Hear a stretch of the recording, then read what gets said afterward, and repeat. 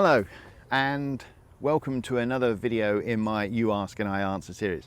Now this video is about recommended reading, and the question is, what textbooks can you recommend for somebody studying biosciences at university? So, good question. So what's my answer? Well, it's a sort of yes-no answer. And if you watch the rest of the video, you'll see why it's a yes-no answer. What I'm going to kick off with is no, I won't recommend any textbooks to buy, and that's the key word there, to buy at university. But later on, I will recommend the textbooks that you should be looking at in the library and also considering buying and making an argument as to why you should buy them.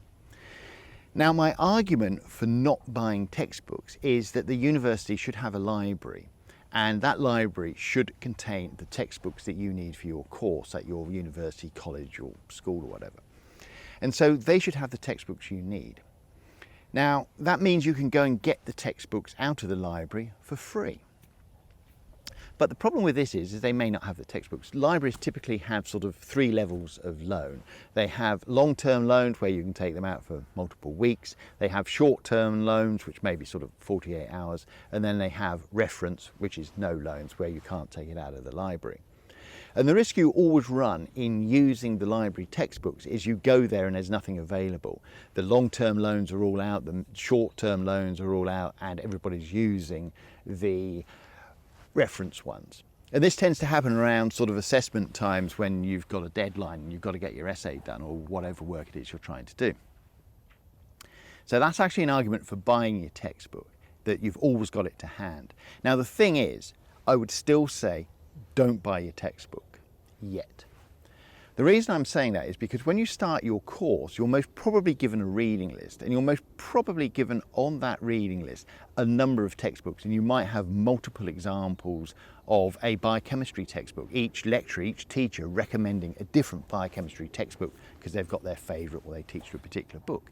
So you could end up sort of buying 4 or 5 books that are remarkably similar. The other issue is buying your books early is that you don't know what sort of book works for you. So for example, when I was at university, we were essentially recommended 3 biochemistry textbooks. One by somebody called Stryer, one by Lehninger, and one by Zube. And they all 3 covered roughly the same material, but, and this is the key thing, but in different ways.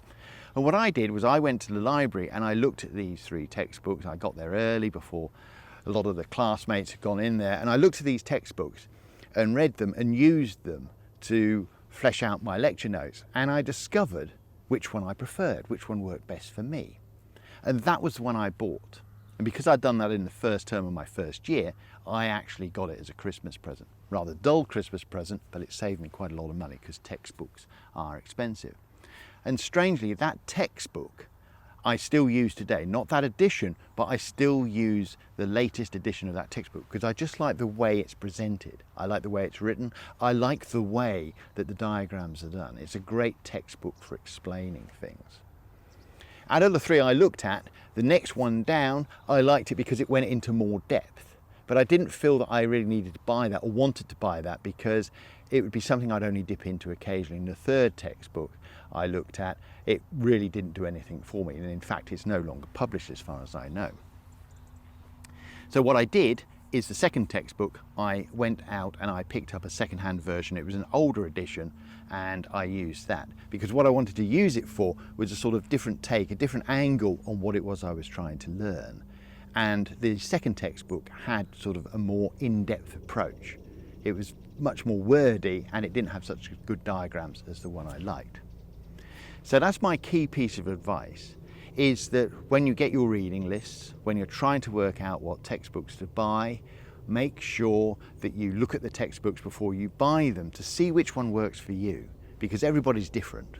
On my course, some people preferred one textbook over the other, and other people sort of said, well, neither of them are very good, I had to get both. It just depends on you and what you want. I would still say it's a good idea to buy your textbook because then you've always got it to hand. You can annotate it, you can stick little sticky notes in it, key things that you need to cover or want to remember for exams, etc. So you can build it up as a resource.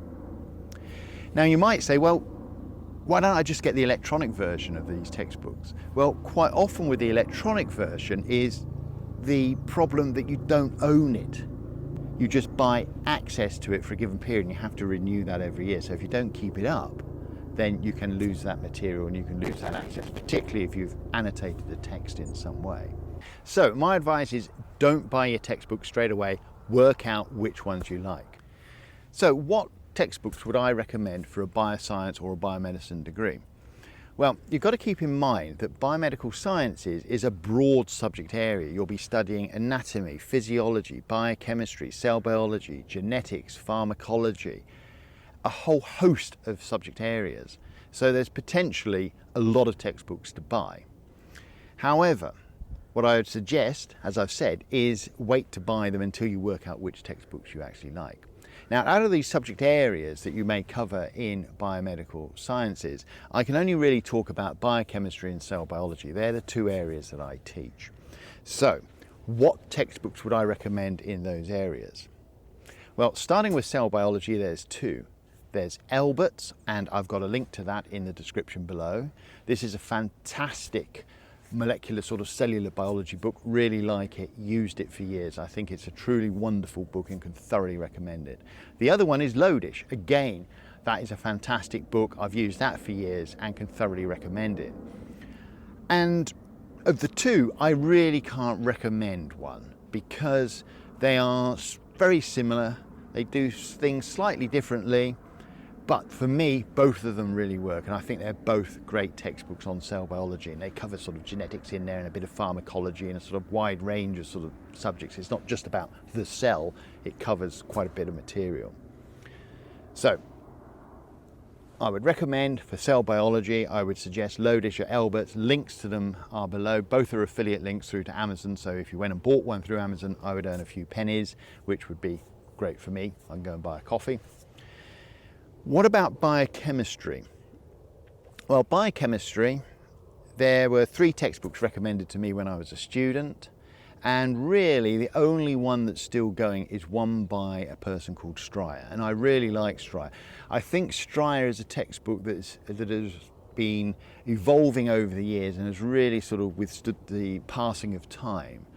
I can't remember what edition it's on now, but it is a great textbook. The diagrams, I think, in it are particularly good, and the text is equally good as well. So I can really recommend Stryer. A secondary textbook I would suggest is one by Lehninger. Again, links to these two are below. Lehninger tends to be a bit more dense, possibly not as up to date, but still a good textbook. If you can pick up a second-hand one, it might be a good investment for you. So those are the textbooks I would suggest if you're studying biomedical sciences, biomedicine. I would suggest Elbert's and Lodish for cell biology, and I would suggest Stryer for biochemistry, possibly with Lehninger as a backup, and you will find links to those below.